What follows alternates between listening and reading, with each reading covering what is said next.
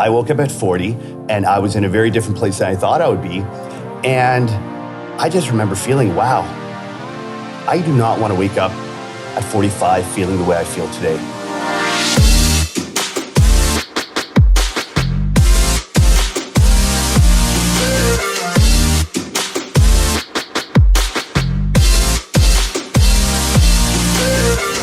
All right, today is going to be interesting. I'm actually getting interviewed by some of my buddies for a podcast.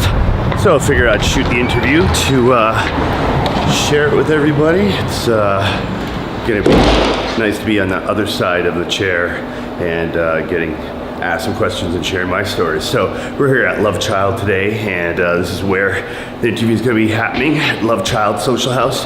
Cool concept some of my friends created. It's like a co-working shared office facility that's all focused on love and creating positive impact and just bringing together the right group of like-minded individuals, which I think is just an awesome idea. Yo! How you doing, man? You all right? Good. How's everything? You look great as always. But you just tell me how you moved. If I'd known, I would have set up the room properly. Dude, it's all good. Dan gave me like 10, 20. I was here till 4 in the morning. Wow. He's like, yo, you gotta let Zark. And I go, what do you mean you gotta let Zark? And he's like, he's coming right now. And I was like, all right. I was like, if it's for Z, I go, if it's for Z, I'll wake up and get out of my bed. I appreciate that, man. Thank you. No, when it was you. Yeah. If it was anybody else, I would have said, nah. Thank you. First time in Love Child. It's not a bad joint. Cool spot, right? Cool spot. So today, the City Podcast on a Saturday.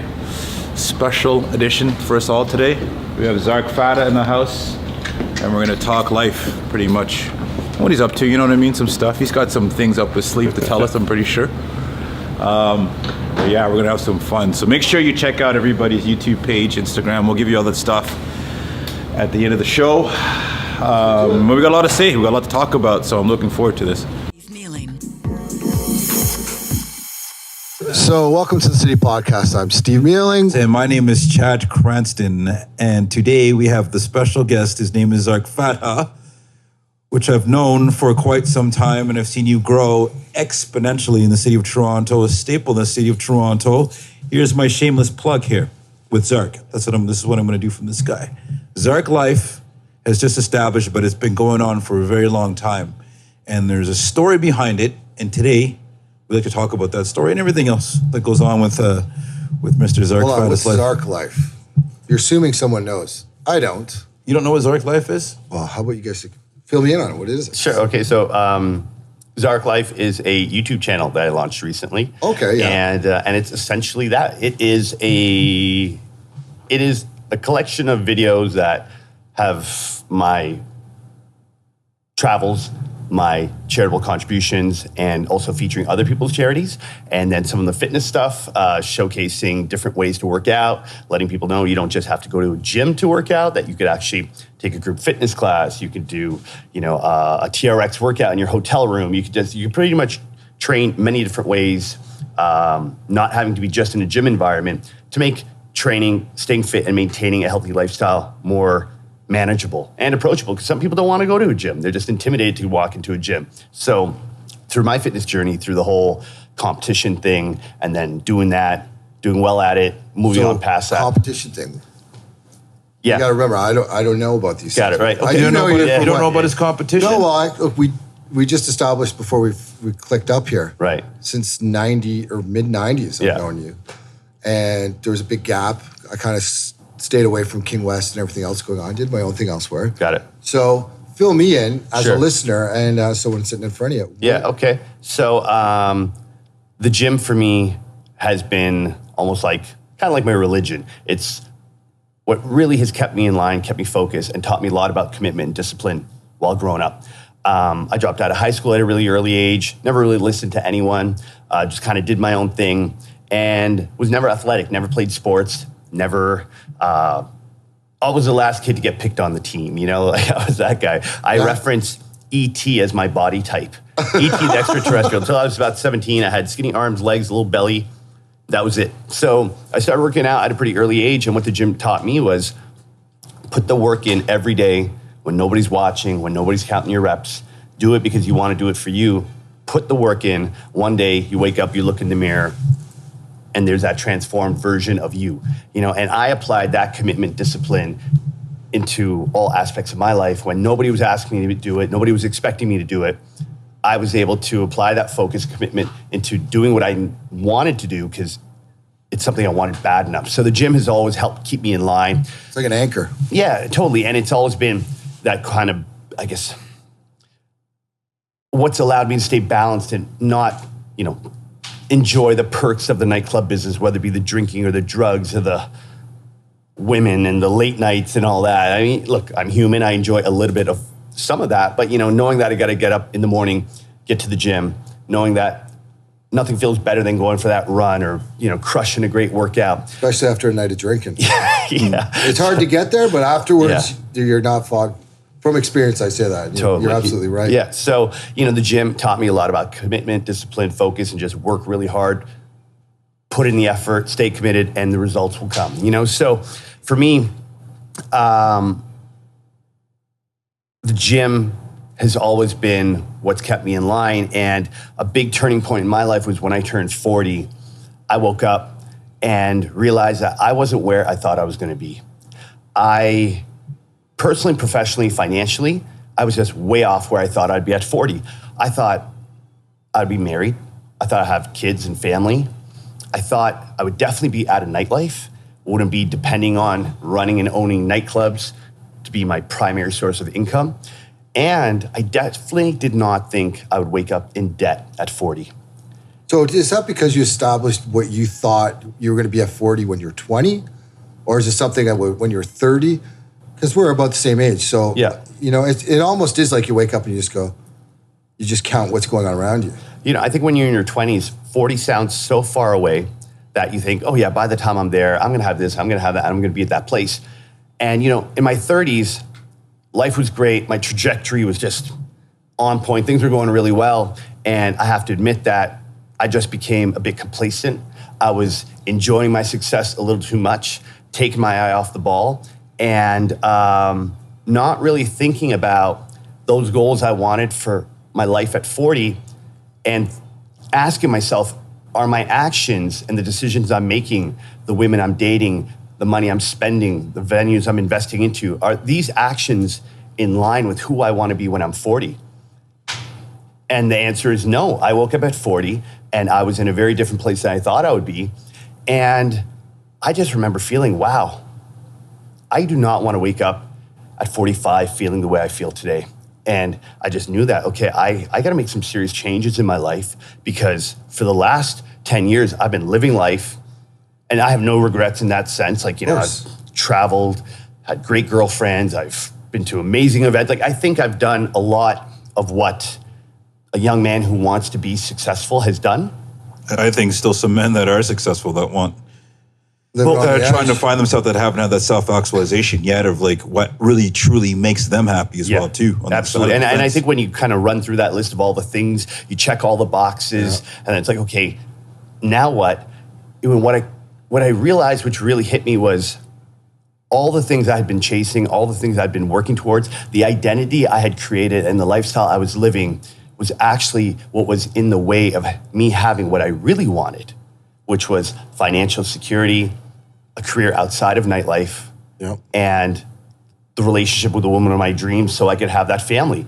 The lifestyle I was living was completely contradictory to what it was I was working for. Sometimes life gets in the way, though. That's exactly what it is. Absolutely. And Well, they'll throw you a curveball. it's not just life gets in the way. I was in my own way because the life I was living was not aligned with the life I wanted to have. So, 40 hit me pretty hard.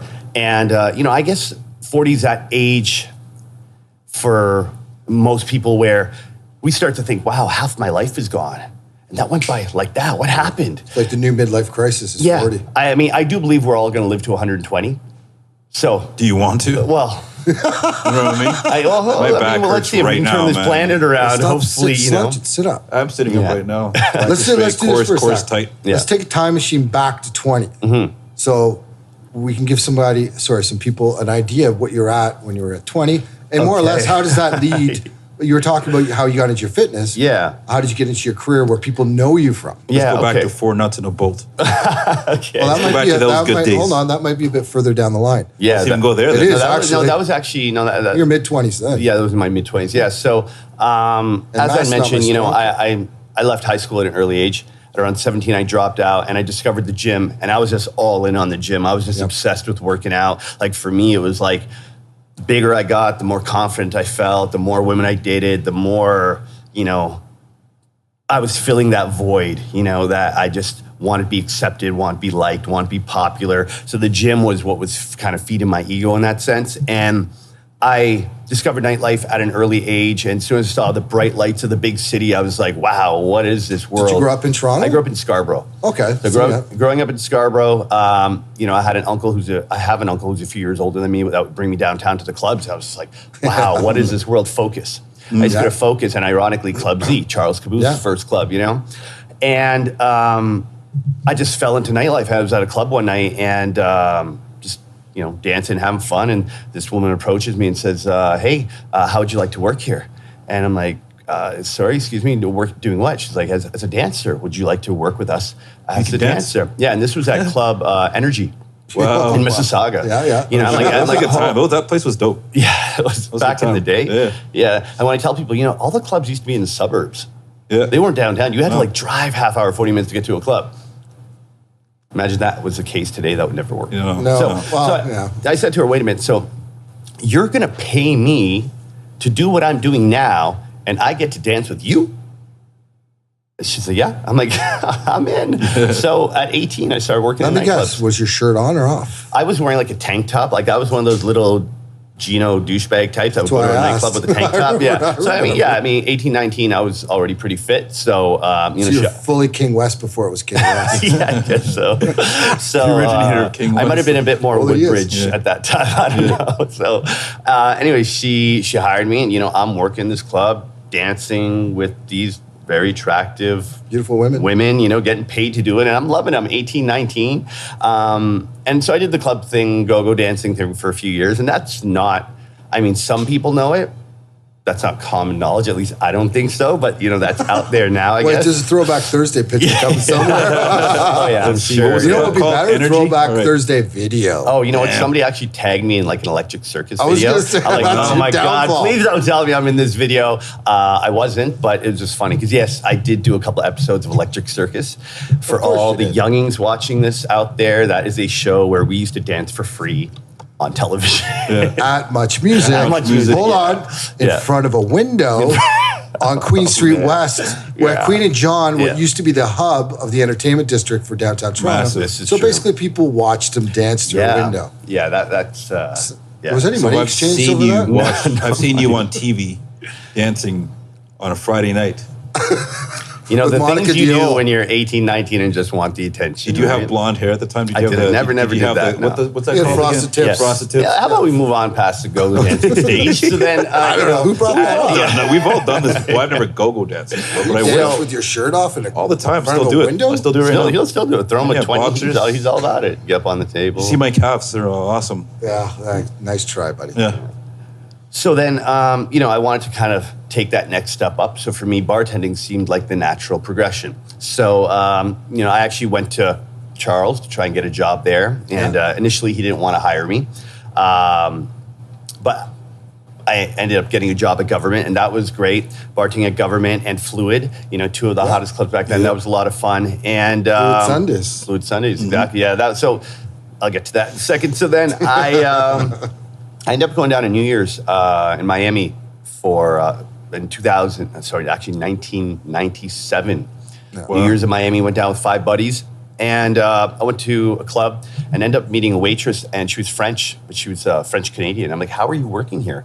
And she told me that the management company, it was actually Amnesia, had fired all their staff, and they hired a Canadian management company because they were just getting robbed by the bartenders. So she said to me, if you were Canadian and you could bartend, they will hire you on the spot. And that's what happened. I got a job. I told my buddies, see you later. I'm staying in Miami for the winter. And I worked in Miami for 4 months.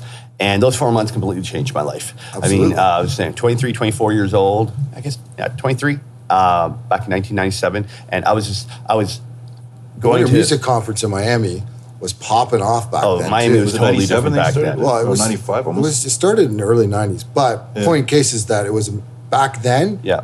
as shitty as to use that reference back in the day, totally different than what you get right now as far as Winter Music Conference. Yeah, well, people actually went down for the music, and Yeah, people were actually and contacts. networking, and it was totally. There was conferences where people actually talk about the club business and new Around technology and pools. whatnot. Yeah, Did you get involved in that on your time off? I didn't, but the time in Miami, It was a good time. really That's the taught whole- me everything about nightlife and lifestyle. I tell people it was kind of like my university, course, because working with some of the best club owners from France, from New York, from Italy, different parts of the world, people had moved to Miami and they're opening up clubs. So I'm getting to work and learn from these people. So I came back to Miami with these ideas, and I'd absorbed all the different things that I had learned from being down there.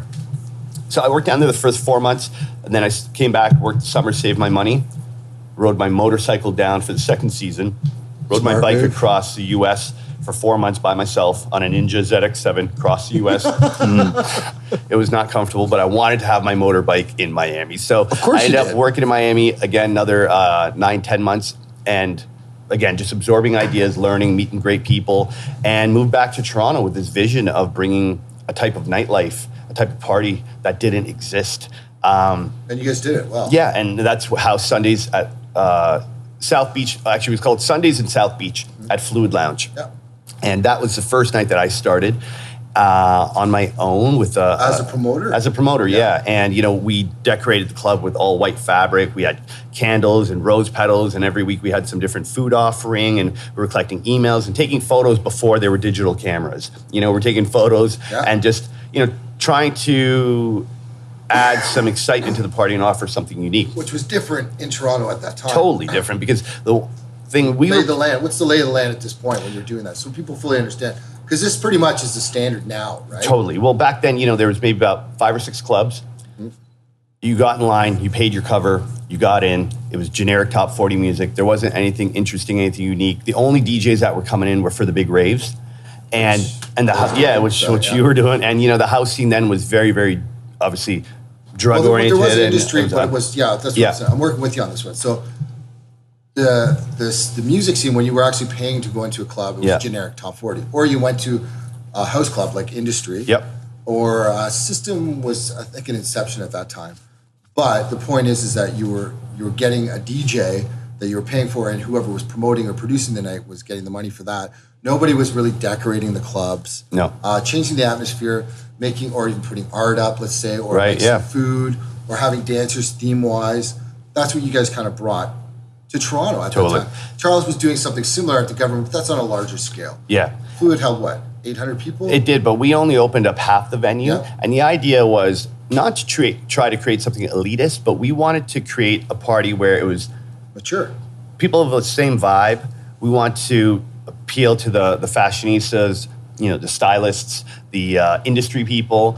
And what really set us apart was we were playing music that you would typically only hear in the gay clubs in Toronto. Yeah. Circuit-wise. Yeah, Circuit exactly. music. We were playing, the Madonna, Whitney Houston remixes, the type of sound that was very popular in Miami, the Junior Vasquez, the Danny Teneglias and whatnot. We were playing that type of vibe in an environment where we were catering to a mixed crowd, and it wasn't about how much money you had or what you were going to spend. It was more about, do you fit the vibe?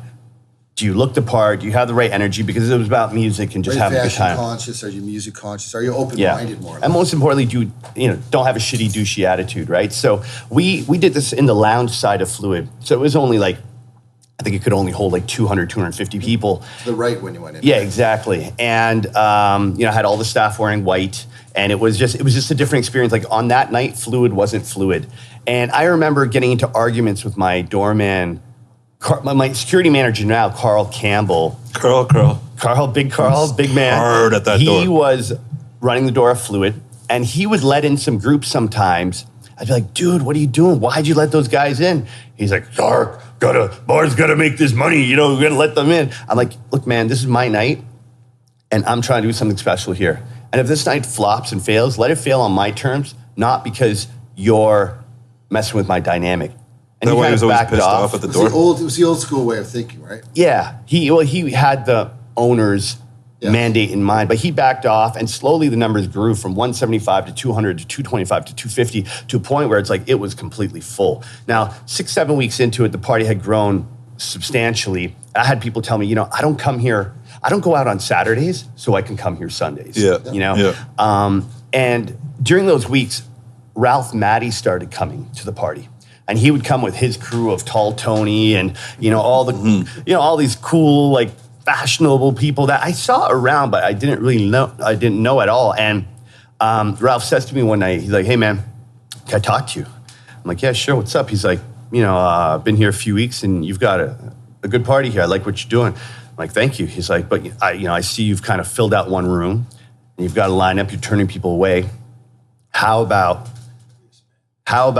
I bring my DJ Aubrey Richards, we open up the other side, we go 50-50 on the night, I'll bring my 200 to 300 people, and we'll blow this up." And, I thought about that for maybe 15 seconds. I'm like, "Yeah, okay, yeah, I think that works. Let's do it." In the club world, more is better. Yeah. Well, I knew Ralph had more of that underground connection, and my crowd was a little bit more kind of commercial. I had some, it was a bit of a mix because I was bartending, so I met a different crowd, and Ralph was promoting more in the underground scene, right? So contemplating that decision for about 15 seconds, agreeing to it, said, "Yeah, let's do this." I didn't know at the time it would be the beginning of an 18-year partnership. Ralph and I have been working together since 1999. Yeah. And it's been. So is that ZRF, the beginning of ZRF? Yeah, so exactly. So that. And the Project Orange shut off that? Yeah, no, Project Orange Ralph already had. So he was doing his party with Danny Tenaglia. He was doing more his DJ stuff, and he was doing Tang, his Friday night, which is a mixed gay straight party at Government. So that's why I say Ralph had that network and that crowd locked in already. So it was kind of the meeting of my sort of more commercial kind of industry type people. And then he had his underground crowd. So together it really worked. And originally it was Zark, Ralph, and Friends. Yeah. Because we had around 4 or 5 hosts that worked with us, like Carmelinda, Gino Ralph, Azadeh. We had Marlo, a big crew. And it was Zark, Ralph, and Friends. And then we started Fridays at Society. And Society was, again, another idea had come up based on the Delano from Miami. The owners of Fluid owned Abracadabra, which they decided to turn into Society based on my vision. So then we had Society, then we started Thursdays at Hotel. And then so it grew to be numerous nights, several nights during the week. So that's when we kind of shortened it up and said, let's become a proper company. And we created ZRF, Zark, Ralph, and Friends. And it really blew up. We were doing 5-6 parties a week at all the top venues in Toronto. You're hitting up all the good venues and just giving them one night. Yeah, exactly. Perfect timing. Week, right? Yeah, and then I joined Ralph at Government, and I hosted Charlie's in the Drink. And it was just great. We were killing it. It was fun because we just really were able to introduce something new to the city that just didn't exist before. Yeah. It was clubbing on a more mature level, right? Yeah. So yeah, Charles was like coming out of where he was coming out of from his days at the Government. And when it was falling short, we were all doing our raves there. So that helped bring things in. And guys like you know what I mean? It essentially really was a club of Toronto Government. But when that shut down, you could really see how everybody, still was able to blossom. And from what I understanding and recollection of Charles, he's pretty supportive to everybody as well. You're supposed to agree. Okay, I'm just taking that in. Charles. Aside from the Docs PETA whole thing and all that time period. Yeah, I don't really know much about that situation. But what I can say is Charles and Ralph and we definitely have a very amicable, I think we have a good relationship. I have all the respect in the world for Charles. He is a visionary. He's obviously the king of the clubs. He's really put Toronto on the map because the Government back in the day had talent coming in that were only playing in major markets. So a lot of these DJs have a real love for Toronto because of Government and because of industry. And Charles has been a real force in the city, of course. I'm a big fan of what he's done and what he's doing. His new hotel and the restaurants there are world class. And, I love the fact that we have operators in the city who are just raising the bar in Toronto to put us at a level with Chicago and New York and even LA. Charles. We do, we have STK and they're killing it. You know, and My there's- point was is that you guys are moving along. You're making some noise. You're not getting. You don't have a club owner that's saying you guys are getting too big for your britches and shoving you out the door, right? You have club owners that are like helping you grow as well. That's kind of the angle I was going at. Yeah, and what I would say to that is one thing that really makes Toronto very unique from an industry perspective is a lot of the owners and groups and people, the owners, operators really support one another and communicate with one another, whereas in New York, it's very cutthroat. Even in LA, a lot of the big groups are very, they don't communicate, they don't support one another. And yeah, I guess back in the day it used to be, but now I guess it's the bigger groups that know the that. offshoot guys of your generation, our generation. Yeah. Because everybody kind of came up together in its own way, right? Yeah, absolutely. Yeah, and that's the thing. Like, a lot of the owners now used to be promoters of ours back in the day, and they've kind of come up And and it's the same cycle we came through. yeah, right? totally. Yeah. So where we're at now with this, say you've gone from doing finding your way into the marketplace, finding your place in the marketplace, and then changing the marketplace. Your next step obviously is to what? Yeah, step into ownership. So, we were promoting for years and we're working with the best in the city. And we always knew we eventually had to do it our way and do something different. So back in, I guess 2002, 2003, Ralph and I started looking for venues and we found what was Century Room. So 580 King West, Mockingbird. Yeah, Mockingbird is a really great venue. And, it's actually, there's an interesting backstory to it. When I moved back from Miami with this vision to start promoting, myself, Neil Forrester, and Amanda Young, quite the motley crew there. Yeah, man, Amanda Young crazy. from Comfort Zone, Neil Forrester. And started your Sundays. Yeah, so we approached the people at Mockingbird and said, hey, we want to do a weekly party here and love to book your venue every Sunday. And they turned us down. They said no. And Ralph had really great memories of Mockingbird because he had actually hosted a few of his very first parties there, which were successful. So we just had this love for the space. Even though they rejected me, I still loved the space. And I think it's because I only went to one party there once. And I loved the vibe and feel of the room. So when we started looking for spaces, a real estate agent said, hey, 580 King Street's available. And we were like, oh yeah, let's definitely try to go in and grab that. And it wasn't the smoothest deal. The landlord ended up blocking them out at the end of their term. And we ended up, securing the space. And that was our first project, like our first nightclub venue. And coincidentally, as we were ramping up to get it open, bottle service was passed in Toronto. Like bottle service was now going to be legal. Standard. So we designed the whole venue around bottle service. And because Ralph and I had been traveling to, New York, Miami, LA, and experiencing bottle service for many, many years, we knew how to create an environment where the focus is on bottle service from a service standpoint, but also build a party around that. And Century Room's just right time, right place. Our demographic, our clientele that had been coming to our parties for 7-8 years, were ready to leave Richmond Street, and King Street was. King was everybody. They were kind of shoving everybody down to King West area. Yeah. Breaking them down to smaller venues. But that venue in specific has that little outside area that's perfect, right? Yeah. We had the little patio there, and good ceiling height, the brick and beam, the warmth of the space. There was just a lot of the right elements were there to make for a great party. That was a good transition to bring like the house music crowd down to King West as well, because it really wasn't happening so much. You know what I mean? No, and some stuff back in the 606, but that 606, yeah. That was random though too. Yeah, it was. Yeah, I remember we had David Guetta play at the venue on a Wednesday night. I think we paid him like $6,000 or something. That's when he was pushing his brand over, or his wife was at least. Yeah. Oh, this. What was that other loft? What was that one on Richmond? Remember the lofters used to? Oh yeah, it's lot. It's 232. Lot 332. Yeah. There was something else before that. He was playing there. Fez Batik. Yeah. Was that Batik was next door? Yeah. He was playing there quite a bit. Yeah. And crushing it there. So for him to move down to like King, and you guys packed the place like that.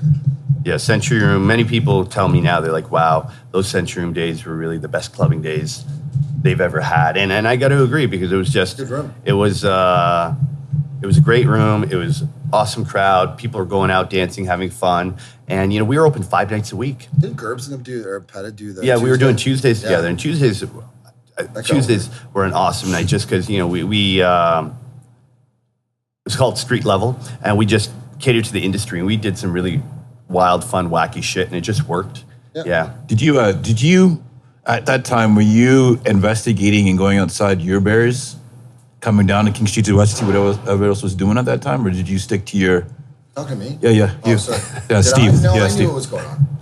But did you come we were down like- during the week and stuff like that to see what these guys I were doing? lived down here. I lived right at Queen and Dufferin. So it was like a 10-minute walk, really. Yeah, I've been to. And did you do the same thing and go up, see what those guys were doing to keep your eye on? Outings since the mid-90s. Just go where I want. Okay. So, taken care of. Yeah, I mean, I always made it a point to explore if there's something new happening in the East End or something, even sometimes if there's something happening outside the downtown GTA, go check it out, just kind of get a feel for, what's out there other than our King West bubble. Because, living and working down that area, you start to think that this is all the there. Mecca of You live Toronto. in the area as well? Yeah, I lived at Blue Jays Way in Wellington. Okay, so yeah. Yeah. So I was, this was like my hood for many, many years. So what happened after Century Room then? So, yeah, so a lot to cover Yeah, here. one thing to mention. So before Century Room, I opened up Blowfish. Yeah. And I opened up Blowfish without Ralph, which was a sore spot between us for many, many years. But I opened up Blowfish with Hanif Harji, who's actually Charles's partner now on all of his restaurants. So Hanif was a customer. I met him at some of my parties, and we got together, and he told me a bit about what he did. And he asked me, he's like, what do you want to do? Like, where do you see your future going? And moving back from Miami, there was a couple of projects I wanted to create. One was like a big nightclub, big sound, big lighting, house music in an upscale environment, which I eventually did with Maison. Yeah. And I also wanted to open up a restaurant that had that Miami, New York vibe of you come for dinner, there's great cocktails, there's a DJ, a nice ambiance, and you can stay and continue your night, or you can head to the next spot if you wanted. Because back then, 2003, Toronto didn't have restaurants with DJs. Toronto didn't have restaurants with vibe. It's like you ate at one place and you went elsewhere to have fun. So I had this vision of creating something where trendy, upscale, cool restaurant that captured that vibe, and that's what Blowfish was. So I told Hanif about this vision I had, and he said, well, I'm working on this new restaurant concept. Maybe you want to come by, take a look at it, and see maybe if it makes sense, you can get involved. So I remember it was like a cold January morning, so I guess 15 years ago, right around now. 15 years ago, I come down to King of Bathurst, and I walk into this empty, dilapidated bank building. It was a furniture store or cafe that had closed down. It was empty for 2 years, and I remember it was freezing because all the water and everything had been turned off. It was only of course. Yeah, and they're telling me about this idea for this vision, this restaurant, and they wanted to do sushi, Japanese food. And at the time, I didn't eat sushi. I tried it once, and I spit it out immediately. I was like, oh, I'm not going to eat this sushi stuff. Yeah, the seaweed and whatnot. And even though I didn't like sushi, I knew people loved sushi, and it fit with the healthy lifestyle. And I knew about Nobu, so they said, we're going to try and create something like Nobu here in Toronto. You're like, oh, I'm in. Yeah, I'm like, okay, I get it. Okay, that makes sense. And I knew that as a promoter, owning a restaurant would allow me access to a whole different demographic that I'm not meeting at the government or at Fluid or at Hotel. And I was right. It totally gave me that credibility. Gave me that credibility within a demographic that I wouldn't be meeting in the clubs. So it was a smart strategic move for me. I didn't own that much equity. We started off, I think, with like 7 or 8 partners in the beginning. And over the years, ended up buying out most of the partners. And that was Hanif and I. You're in your mid-30s at this point, right? No, I think I was like 30-ish. 28, 29. Yeah, you're I moving was still fast. pretty young. It's a fast move, man. Yeah, Big sure. when you're that age. Yeah, totally. responsibility as well too. Yeah, but I got to learn a lot. Like, I didn't know much about the restaurant business, so I got to learn and understand how the whole process. So were you partying much when you're involved in these things going on? What I mean by partying, I mean partying. Yeah, no. Did you party? Nah, I mean, I never really ever saw you partying. I got that all out of my system at your raves in the early 20s. Like when I was dancing in the clubs and we would all go out, like it would be like 15, 20 go-go dancers all going out to one of your raves. At that time, I was having fun, rocking my brain, whatever, having fun dancing. Some people like fall down the path. Yeah. Where they they do later on in life. But that's a lot of things going on. Multitasking in general is difficult, let alone Totally. hungover, coming out from Waking up drugs coherent. or whatever. Do you know what I mean? Yeah, and So you know, your lifestyle that you started out with when we talked about you being 20 totally set the bar for you, and you like were able to keep the path as a result. absolutely. And I got a lot of the partying, the drinking, the drugs out of my system when I was in my early 20s, because even as a bartender, promoter, you know, you're having drinks, you're having fun, and it's part of the lifestyle. It's okay at that age. But when Ralph and I started making great money and we started managing 4 or 5 nights, and we realized, wow, we got something really good here, I just had no desire to get Want to stay on the high, ball get and messed keep it up, coming. get wasted. Because, you know, for me, when my parents separated, a month later, the banks repossessed our house. I had to move out, find my own way at the age of 21. So for me, I didn't have the financial backing or the support to afford my lifestyle, or any lifestyle for that matter. So when I found a way to make money doing something I really enjoy, and I'm in control of this, I was all in. Like, for me, there was no other option. That I gotta do the best I can with what I've discovered, because this could be my future. Strike while it's hot, right? And it paid off, you know. So, you know, the drugs and the partying and all that, like, I mean, look. Well, because you're doing nightclubs, nights, owning bar, you're owning a restaurant now. Yeah. The reason why I Working ask is out, a lot training, yeah. Yeah, well, your personal life is kind of what kept you on track. Yeah. But a lot of people fall into the trap of, like, you know, this is everything, and they're like, you know, get into the drug, they turn into a cokehead, or an alcoholic, or just abusive to people around them. Sure. Do you know what I mean? To get addicted to the power of what's happening. So Yeah. you have a good crew of people that have been working with you for years. Your partner doesn't want to kill you every day. You know what I mean? And your ventures have not only thrived, have made a good name for themselves, and, like, you know, you're able to move forward from there and build on that. Yep. There's a lot to be said for that, especially being a young man in Toronto. For sure. In a short period of time, too. Yeah. And the pinnacle of Toronto's life, So, you know, for you, nightlife. hats off for that. Yeah, thank you. I appreciate that. And, you know, I guess where Ralph and I really connected, and we had that common ground just as far as our fundamental beliefs on how to run our businesses, was, you know, we weren't in it to get laid. We weren't in it to get hired or be cool. Thankfully, we got to do all that before we actually got into it. So for us, it was like, wow, we've got a great business here. We're very fortunate to be working with people we like, and we're creating something we really enjoy. And I know this is going to sound really cliche or whatnot, but we never really did any of it for the money. It was more about, hey, we have an idea. Our friends think it's cool. Let's make it happen. Let's see how it goes. And so the intention was always just that we had the pure intentions of, let's just throw parties for our friends and do something new in the city of Toronto, and we'll see how that goes. And the money came and the success came, and I think that's why, you know, we had the ability to work with any venue, because we delivered on what we said we were going to, you know, Which bring is to key their at that venues. time, Yeah, especially totally. in Toronto, because a lot of people weren't delivering. No. So what happened after Blowfish? So you after- had Blowfish, you had Century Room, So same time Blowfish. so it was Blowfish 2003, Century Room 2004, and then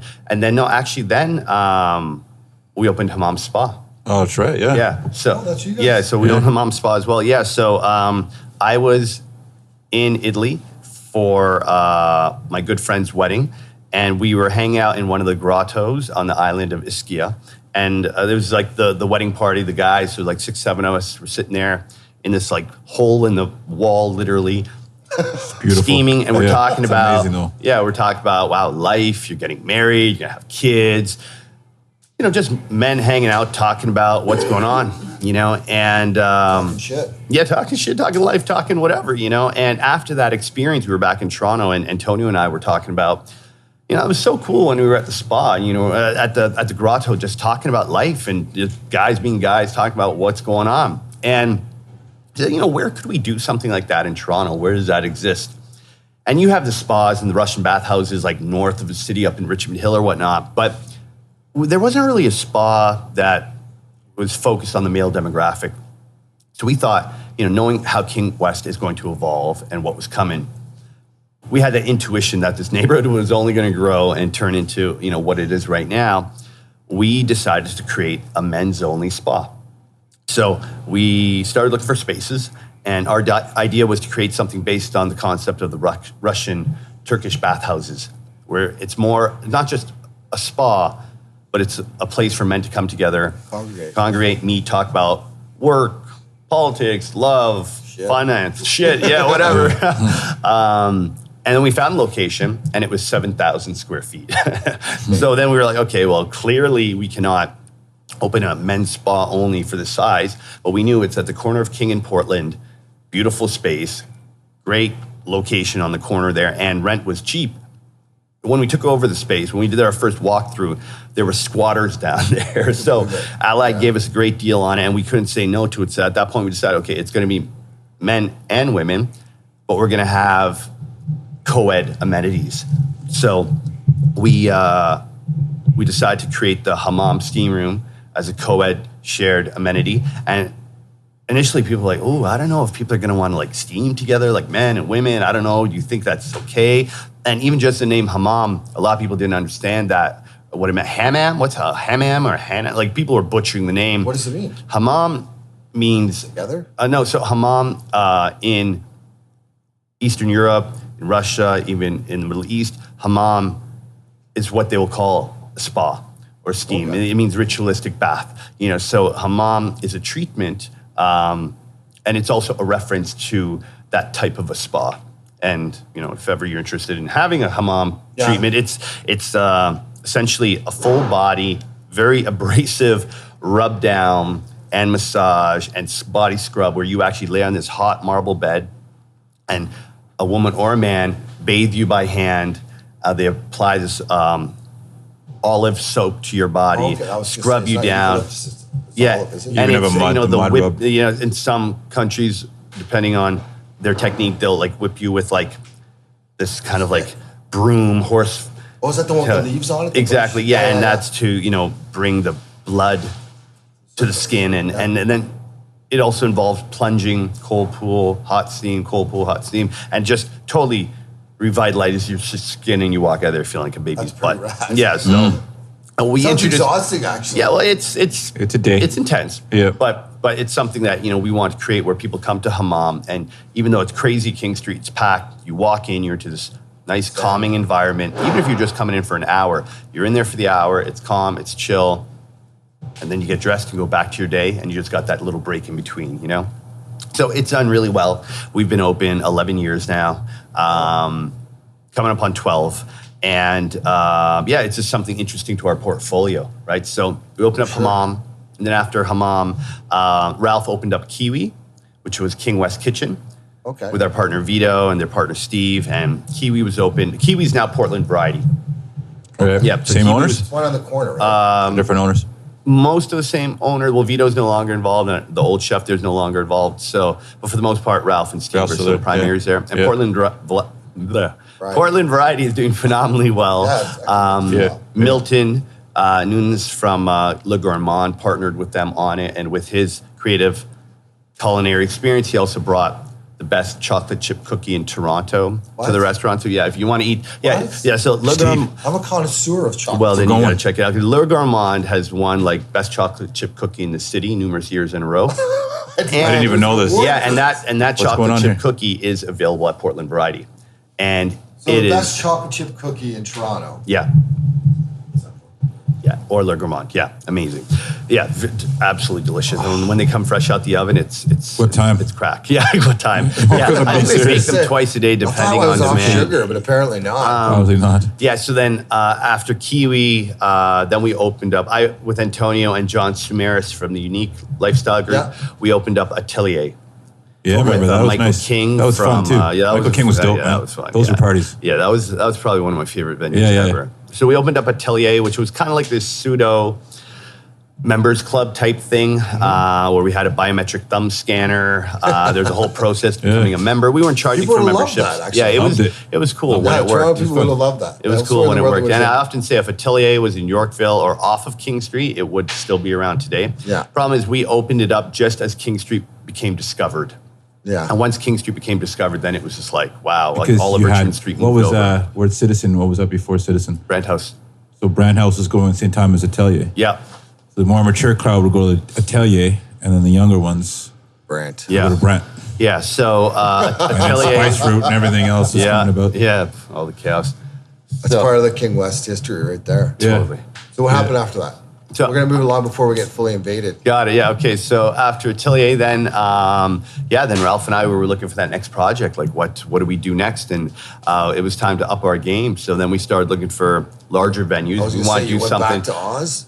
Yeah. So exactly. So I mean, Ralph, now has over a decade of relationships with these DJs, and he has access to a lot of really great talent.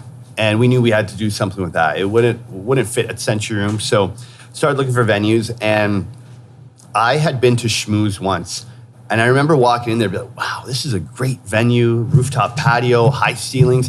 And the venue, even though I wasn't a Schmooze patron, I always loved the setup of the venue and knew it had incredible potential. What used to be a club called Schmooze. before that. Oh, yeah. It's called the Oz. Oz, yeah. Which you would have been to back in the day. Yes, That's so- why you probably walked in and went, the layout. Yeah, true. So, and a lot of good memories back in the day at Oz. See, Actually, now he's like, yeah, I know. I used to go when it was Factory. Yeah. Factory was nearby. Yeah, it was. Wasn't the same building. Well, Oz was a totally different building than Factory. Yeah, but Factory and Oz were next to each other. What's the name of that street again? Peter. Yeah. Yeah. No. Okay. Now it's Blue Jays way. The street Mercer? that- Peter. Yes, Mercer. Yeah. Mm-hmm. So, Wow. Oz had some great memories there, and then it became It, Yes. and then became Schmooze. But what you guys did with it is perfect. Yeah. Yeah. So You guys brought it like into the 20th century. yeah, let's say. for us, it was like, okay, here's our opportunity to do the club we've always wanted to do. Do something on a large scale, 1,000-person capacity. Let's do proper sound system, put in the function one. in the heart of downtown Toronto Yeah. as well. Right Not there. on the Queen's Quay, not in Mississauga, but in Yeah. the heart. That's the key to the whole thing right there. Totally. And, for myself personally, that was like, I guess, the culmination of my nightlife career. It was like that vision of that club that I wanted to open when I left Miami. Maison was that, big room, big sound, big light, big DJs, and people well-dressed, spending money, dancing on couches, just enjoying themselves. So Maison was really like, okay, what I initially set out to do, like that was it, So Maison, we've been open 7 years. Yeah, it works well. Very well. It's been a good run for sure. Normally venues of that size, have a shorter lifespan, but we've had a great 7 years, and unfortunately, this will be our last year. The whole block is getting destroyed. I could see Really? that. All Yeah, condos? no- That's in Ooh. downtown Toronto, a venue that holds 1,000 people. Yeah, Nobu Well, Hotel legally- and residences. Legally holds. Yeah, legally 950, then upstairs 350 on the roof. So, Yeah, it's you're a putting big in- venue. You can put in 1,500 people on a good Yeah. night. Yeah, oh yeah. When we've done like Solomon recently, we had like through the doors like 1,800 people. It His was price tag's ridiculous. Yeah, he charges a lot. But again, a lot of times Ralph will pick a DJ and say, we're just going to do this and go for it, because to bring Solomon to Toronto for Ralph is like, that's an accomplishment that he's proud of, because that's a result of his relationships that he's been cultivating for 2 decades now, and Ralph has access to these guys. Like, Well, Pat is helping him out, I'm sure. as well. absolutely, for sure. So that's why when I say sometimes we don't do it for the money, it's about just doing something A good night to have, different right? to, for our friends, and just to elevate that in Toronto for the people that love that music. What would you say, instead of just keep shuffling through, we're running out of time because we are at Love Child. Yeah. And We didn't mention that, eh? They're going to start We should stirring do this that. around. We will, don't worry. Yeah. But your favorite event as far as vision and DJ coming together, because we're talking about both together here. Yeah. Do you have one? Wow. Or what's your best story then of the most retarded thing that has happened that you would never expected? Can't use that word. I can use retarded. I'm half retarded. Wow. You can use that word then, fair enough. As long as you own it. Oh man. So many crazy nights and things. That's what I'm saying. So let's plant the seed now. By the end, you can tell us one. Okay. How Yeah. about we go like this? The Sorry, craziest ridiculous. Trip I didn't mean ridiculous trip that you've done where things just happened. From here to say Miami or back, or like that thing that happens when you're. I would probably say it's like one of the trips to the Cannes Film Festival. Like, being down there in south of France during that festival. There are many times I just said, nobody would really believe me if I told them where I was right now. And coming from Scarborough as a dropout kid from immigrant parents, like this just not normal. I remember being at the Victoria's Secret's or the Amphar after party with One Oak hosted with all of Victoria's Secret angels there, Leonardo DiCaprio on the left, and just like something totally right out of the movies, and just thinking like, how the hell did this become my life? Like, what is going on here? You know, and at that time, it seemed really cool and really like, oh, wow, I can't believe I'm here. And looking back, it was like, yeah, that was awesome. But, just part of the puzzle, right? Coming from a place of Scarborough, to being in that environment and just being around these people was pretty surreal. Just kind of a very interesting journey. But yeah, if everybody can't see this because you were on YouTube, the look on Zark's face is something obviously he doesn't want to tell us. And that's fine because we can probably make the assumption that it was a really good night. Yeah, no, I think Leonardo probably treated you really well that night. I often say this, if I got hit by a bus tomorrow, not that I want to, as a single man, there's not much left on my list to check off. I've been very fortunate and just had some incredible What happens as you get older and you have experienced some successes, you start to realize, like, the word gratitude becomes a bigger part of your life. Self-actualization as well, too. And so if you were to ask me about my experiences, my travels, and the ones that really have meant the most to me, those would be the trips that I take with Artbound. Like the trips that I take with our charity group and the work that we do, that we've done in Kenya, in India, Nicaragua, Guatemala, and most recently Haiti. That work, the trips, the people we meet, the difference we make, gives me more gratitude, more fulfillment. We'll put all those links. For sure. The club stuff and the entrepreneur stuff and all that right? has been awesome. I'm very grateful for the success that we've had and all we've been able to achieve.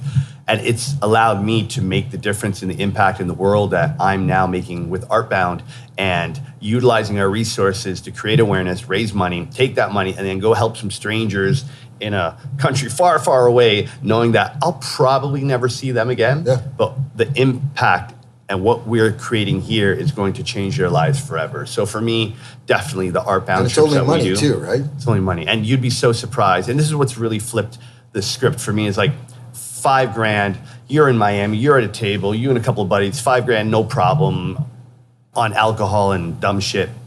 $5,000 in Haiti will feed a village for months. Yeah. It's just crazy. And then you start putting into context when you're spending money, it's like, more importantly, why are you spending it that way? Yeah. Who are you impressing? Yeah. And then what really rocks your world is you see these people who have nothing, like really nothing. Like they scramble to get a bit of food on the table, but they're happy, they're smiling, they're laughing. They got everything they need. They've got their family around them that they love. They've got their neighbors that they like.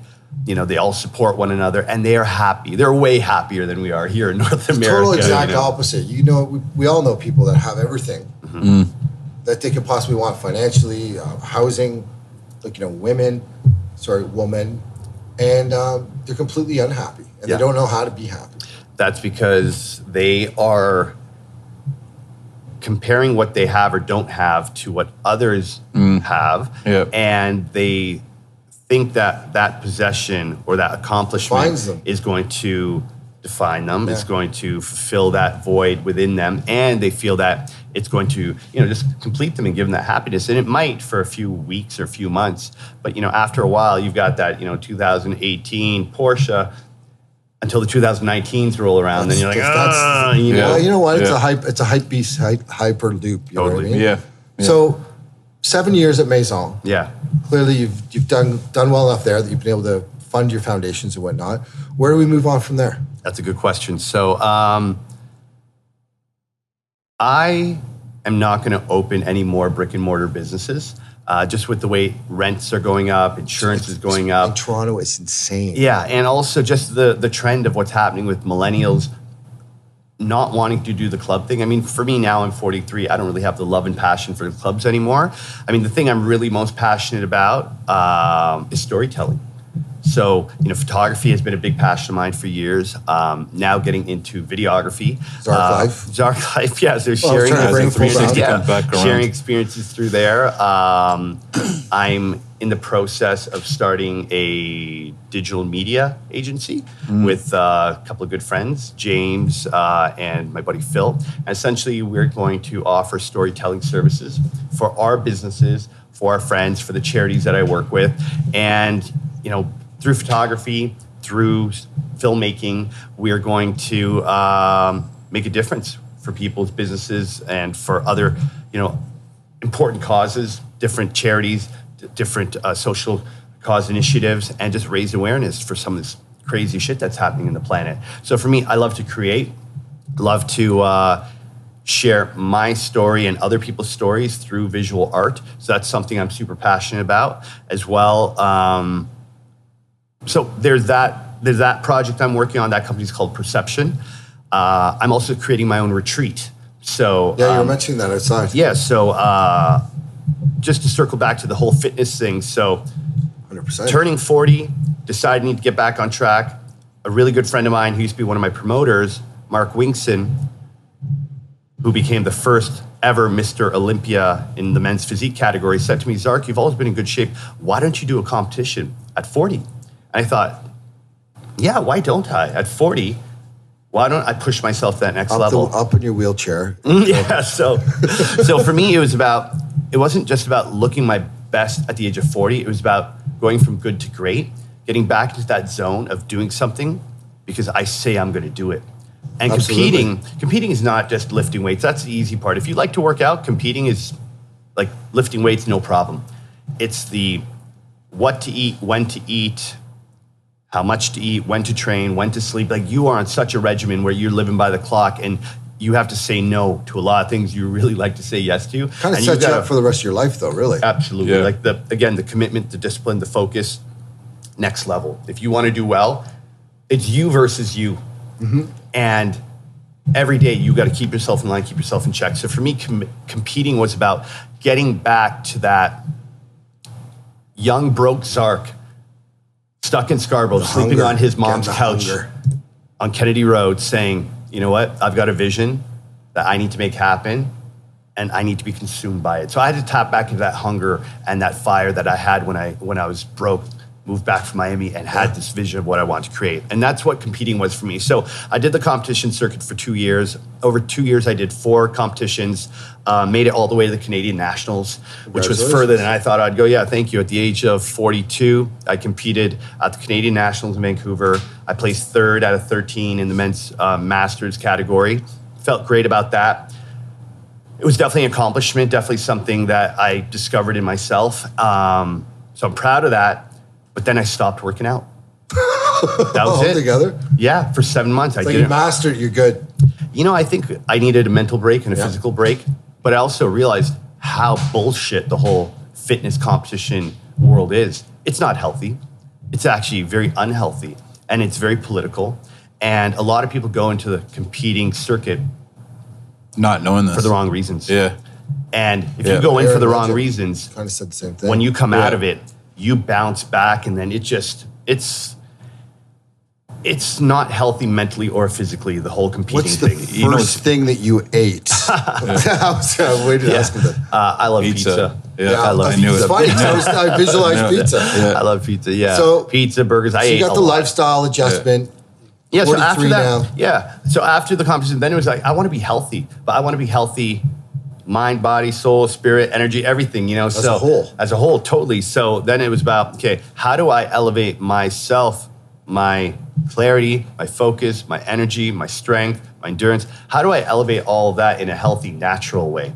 And I have been learning new techniques. I've started meditating. Been eating differently. I'm not so focused on being jacked and ripped and Healthy. that guy anymore. Now I just want to be healthy, and I want to eat pizza when I want to eat pizza, and I want to enjoy and live my life and just not be so concerned about how lean I am all the time. That being said, I also want to be more mindful and conscious of how I'm taking care of my body, because I'm 43 now. I'm not a spring chicken, and even though I feel we're gonna, Rogan got says it's your more meat years. vehicle. Yeah. Yeah. So this idea of creating the retreat really comes from my journey from the last 3 years. Turning 40, waking up and realizing, wow, I'd been chasing things I thought I wanted for so long, and woke up in a place that I didn't want to be in. The last 3 years have been a real amazing journey of self-discovery and self-development. And I've let go of a lot of things, let go of a lot of Yeah, Totally. it's Letting amazing. go is the most freeing thing in the world. They say And- there's a saying that when you let go of everything, that's when everything comes to you. Totally. And I've been going through that process. So I'm in that transition right now. Can I say something too? Yeah. Love is infinite. Love is. Now that we've got ourselves into our sayings out. Yeah. Chats. Well, I just felt it very important because I get where you're coming from. I got a question I want to ask you before you go on because it's been a while back. So I'm not sure if we ever talked about this before when I saw you, but you talked something about doing speaking engagements. Yeah. So with those speaking engagements, do you feel compelled to be able to give the holistic aspect to life, but also give, how do I say this? Give people that are coming and they want to listen to you and actually listen to you for mentoring purposes that the lifestyle that you're living, whether it's going out to clubs or fitness, whatever you're having, what you're seeing in the social, economic, social, political aspect of things, you got to do it the right way. And what I mean by that is like, don't follow what everybody else is doing on Instagram and don't follow what your neighbor, the Jones, is doing. Try to find it for yourself. Are you going to find a way when you're doing your speaking engagements to give that to people without having to say that I know everything? Sure. Yeah, without sounding preachy though. Yeah. Preachy. Or what's the other word when you're looking down at everybody constantly? Condescending. Condescending. Yeah. So, I'm it's glad you very- asked that it's a question very- because next month I have my first large speaking engagement. I'm speaking at Generation Now to a millennial demographic and a panel of great speakers with a keynote by Gary Vaynerchuk, who's amazing, who, I'm So definitely once you're there again. very proud to be One sharing time the you're with stage. Leonardo DiCaprio, now you're with, there's a pattern going on. Yeah, yeah, it is. Gary, I met him last year for the first time and attended my first kind of summit experience. I was like, wow, what is this thing? There's all these amazing people sharing all this awesome information. Like I saw them on stage. I'm like, I want to do that. I don't know what the hell I'm going to say, but I want to do that. And now I'm doing that. So next month I'm speaking at Generation Now. And the direction of my conversation is going to be how to be a successful human. Because a lot of us, when we think of success, we think about that house, that car, the money, the trips, the this, that. A lot of times it has to do with possessions or certain accomplishments that are really related to status or whatnot. And we all know some very successful, some very financially, professionally successful people who have a lot of money and a lot of possessions, and their health is completely bankrupt and failing, or their relationships. That's a good are description. in the negative. Bankrupt. Absolutely. So I've had my highs and lows professionally, financially, personally, and just from what I've discovered the last 3 years is letting go, accepting yourself for who you are, not comparing yourself to others that they have this and they have that and why don't I have that, and just letting yourself develop based on the things that you're truly drawn to and passionate about, and being vulnerable and open enough to share what's going on and try new things creates that space and opportunity for you to really grow and blossom and develop into who you really can be, right? And when you ask about how am I going to differentiate myself from some of the other speakers there, I think I've lived a pretty interesting life. And speaking to a millennial demographic, there are going to be some of those people in the audience who might think that hanging with Leo or Victoria's Secret angels or having nice cars or doing all that is cool and that defines success. And I can say that, no, it doesn't, because I've been there, I've done that. And in the moment, sure, it was fun. But as I said, that guy, that person is who's been stopping me from having what I really want in life now. And how to get out of your own way. Totally. And what we don't realize is sometimes on the grind and chasing those things that we think are successful, we compromise and sacrifice the things that we are truly going to want later on in life. Yeah. It's the things that, it's the actions we take and the things that we sacrifice that later we look back and be like, okay, maybe that wasn't a good idea, There's a few of those. And, as far as my delivery and speaking to people, speaking to the audience, I plan to share my talk by way of, this is what I did and this is how I screwed up. These are the mistakes I made. This is what I got out of it. Kind of like a big brother experience, where it's like, or father. I don't know if you really screwed up though, man, because at the end of the day, life is what it is. It's a journey. Right? And I don't regret anything.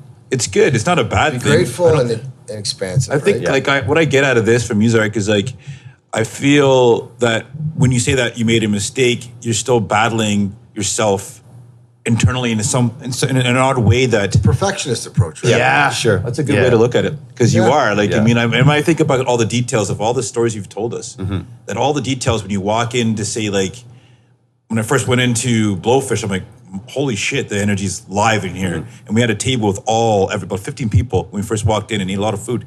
That energy resonated going into Century Room. Like, holy shit, this DJ, standing near the speaker by the DJ as he's playing like sick ass house. Yeah. So I can see all the intricacies that you've done and all the details you've put in, and knowing that Zark, the way that you drove your Porsche, the way that you, the clothes that you wore, the style that you pulled off, the suits that you wore, all that stuff. Right. The watch that you had was all perfectly placed. And I see it now that it's coming out in ways that you just mentioned, Stephen, perfection. Is that going to be a problem? First off, there's no such thing as perfect. I'm far from perfect. No one's perfect, right?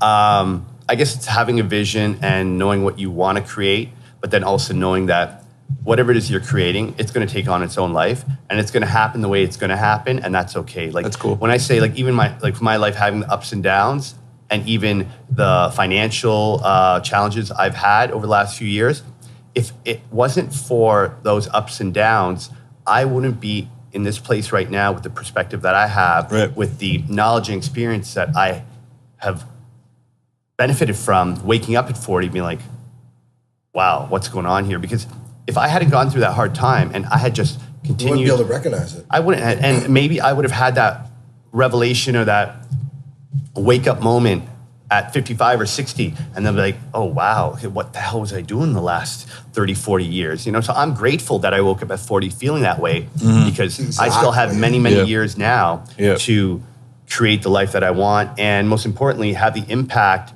and benefit others, you know, whether it be by sharing my story, whether it be by being more compassionate and listening to them, Just to putting hear yourself what's out going there on in with a them. different way. Well, more importantly, in a more honest way as well. Yeah, absolutely. Right? Yeah. So, and just to finish off on the retreat thing, so essentially I'm curating a week called the Alive Experience, and it's in Costa Rica in the Nicoya Peninsula, which is one of 5 blue zones in the world where people live past 100. It's a very special place with the... That's the Pacific side you were saying, right? Yeah, exactly, in Nicoya Peninsula, just north of Nosara. And every day starts with a yoga and meditation session. Is that your intentions? Yep. So you start the day in a very positive way. It's a retreat's only for 12 people. I'm keeping it kind of a small, intimate group. So it's a tight group of like-minded individuals that I want to spend a week with. And every day there's every day is a different activity: zip lining, hiking through the jungle, ATVing through the rivers and trails, surf lessons. So different activities, just kind of light you up, get you out of your comfort zone. There'll be totally. Shake you alive, knock you alive, you know? And then there'll be some cooking lessons with learning some traditional Costa Rican dishes, making food with organic, natural produce from the farms nearby.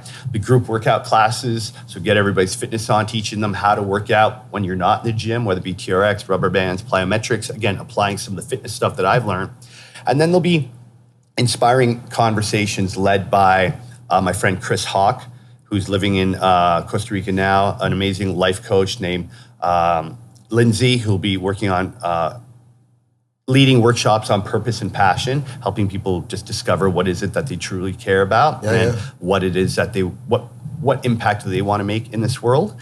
And then I'll also be just sharing stories about what I've gone through the last 15, 20 years of my life and where I'm at. And that's happening in Costa Rica. So what's the dates on that? March 15th to the 22nd. So which night, so it's a full week. It's Thursday to Thursday. So are you doing the ayahuasca on the Saturday? A few people have asked me that, and I actually tried ayahuasca for the first time in November. Okay. That's a whole other episode there. Yeah, we'll tap into that, because I know that they're starting to get itchy over here. Yeah. I love chow. I love chow. I don't think there's any time cap here. Yeah, I thought there was someone Phil's here. slamming Yeah. doors. Oh no, one of our partner Phil on Perception is here. So we got our meeting. But I do want to hear that ayahuasca score. Yeah, and that one will like now or later. It's pretty long. It's a let's long do it one. Let's do an update. So the reason why I'm not doing the ayahuasca there is, one, it's a liability, because again, you don't know what people are going to get out of it. But actually, there is a retreat happening in Costa Rica with ayahuasca. I thought it was Is it? They have There's a few of them now. Yeah, there's just one. We're actually doing them in the States now, too, by the way. I wouldn't do that one. Yeah, no, I wouldn't want to be in a jungle. If I run away, That's a bad energy. Yeah, and that's the thing. You don't know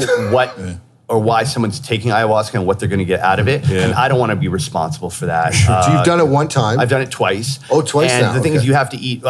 Normally you do ceremonies back to back. Yeah. So I did one Friday, one Saturday in November with Ralph for his birthday. We did it together. Oh, which no was way. cool. Yeah. Wow. Whose idea was that? It was his. He invited me to go. Our friend Chris Hawk knew that there were certain shamans visiting. Yeah, so yeah. he invited Ralph. And then Ralph said, hey, Zark, I think you're ready I for had the this. chance. Was it scary?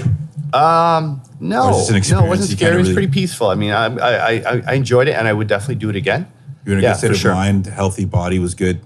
Yeah, and that's the thing. So you have to eat very clean, no alcohol. You have to eat very light, and so there's preparation going into it, and then afterwards you have to maintain that diet for a few days.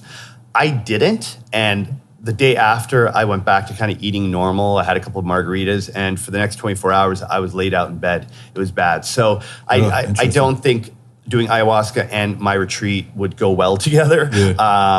But it's something that definitely, I can see why it's totally life-changing for people. Ayahuasca is something that is becoming more popular. It's crazy, and it's waking people up. It really is allowing people to sort of tap into a higher level of consciousness, and certain things come up that they realize, holy crap. Again, love is infinite. Yeah, this isn't the life I want to be living, you know? So it's powerful, and it's pretty awesome for sure.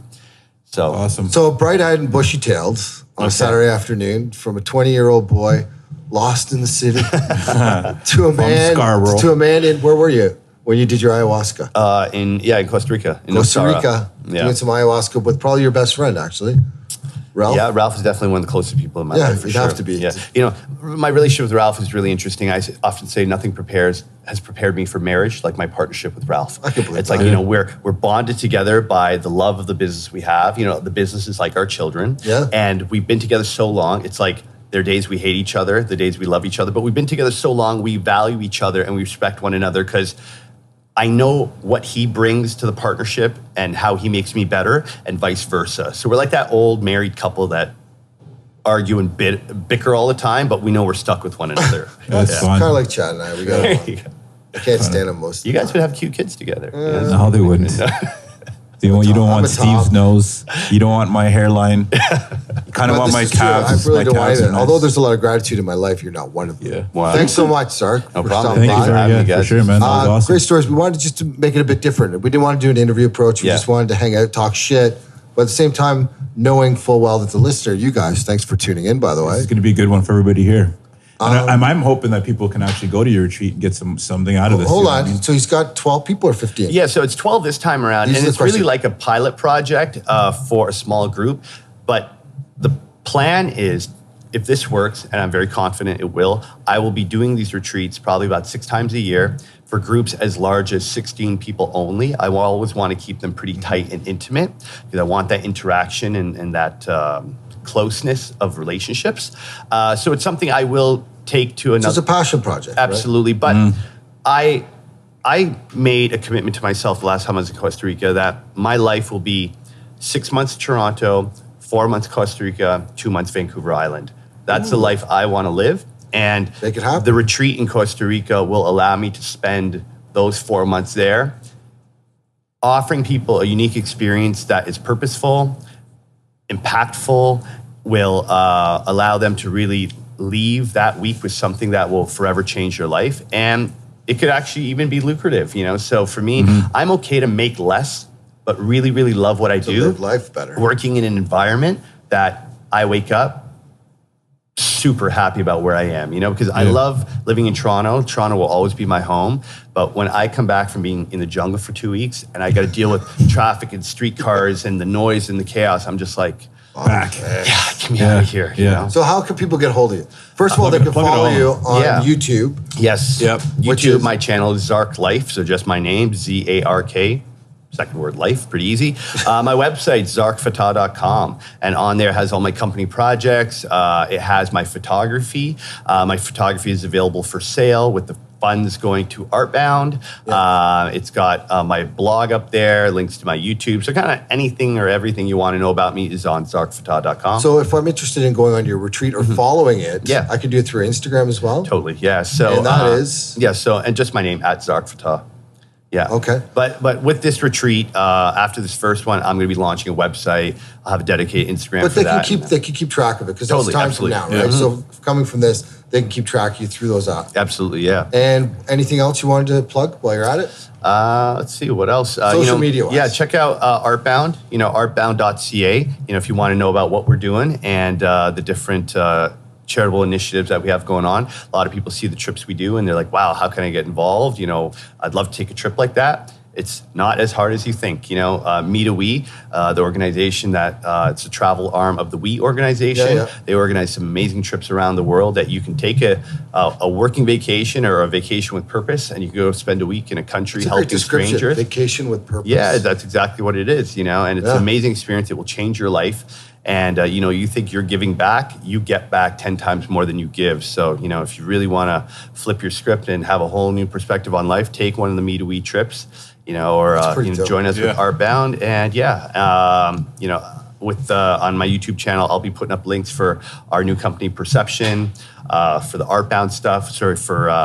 We'll put all the links in your description as well. Yeah, perfect. I appreciate that. And then also YouTube. the Alive experience. And then, capturegroup.ca. That's kind of the main link for all of our businesses, for our company portfolio. Capture? Yeah, Capture. Yeah, capturegroup.ca. Awesome. Yeah. Awesome. So all the links will be in the description. I'm looking at Chad right now. Yeah. All the links will be there. We'll get it all done. Everybody can find each other. And so the next time we run into each other, you can tell us the ayahuasca story as well as give a more vivid description of the retreats and whatnot. Yeah. And we do a YouTube as well video. So Okay, awesome. with the audio, and you can shoot your images across it. Okay. Yeah, Can that'd get be together awesome. and coordinate that. Yeah. Thanks so much, Zark. No Thank you problem. very Thanks for much. It's having me. awesome. This This was is a fun, good yeah. one. Good for Saturday morning. My name is Steve Ailing. And this is Chad Cranston. I want to thank everybody else first and foremost for all your likes on the Instagram and your comments on the YouTube. We got a lot of videos up there that are very interesting from all. Just put it on in the perspectives of background and life. cook dinner or something. So yeah, let's do it up. We are the City Podcast, and we are gone. All right, so how did I do? You did amazing. Yeah. 3 out of 10. I from the last time we spoke, lots changed, and I think that you're progressing in a beautiful way that I think is going to be very beneficial to a lot of people. Because the influence is there. People are always constantly watching what you're doing. Obviously, as you know that. But I think that you're in the right dynamic to really show people what it's really all about when it comes down to life and just things that you know. You know what I mean? They can take their own ideologies and do what they want with it. But I think when you have something that's positive for a lot of people, I think it's a good thing. You can't go wrong with it. You know what I mean? So I'm happy we did it today, man. It's awesome, and I'm looking forward to getting this thing out as soon as possible. Up on YouTube and on iTunes and on Google Play as well. All right, yeah, man, me too. Thank you, guys. Appreciate it. Steve, thank you. It's good to see you again. Yeah, blast from the past. Zark, there it is. It always starts with a handshake. Right? Yeah, there you go. All right, well, that's a wrap. That was fun doing the City Podcast with Chad and Steve. We talked about a lot of different stuff. And hopefully people enjoy that. It was quite long, about an hour, but definitely shared a lot. Shared a few things I didn't actually think I was going to talk about, but hey, it's all about being open and vulnerable, right? Yeah, I had a good time. That was fun.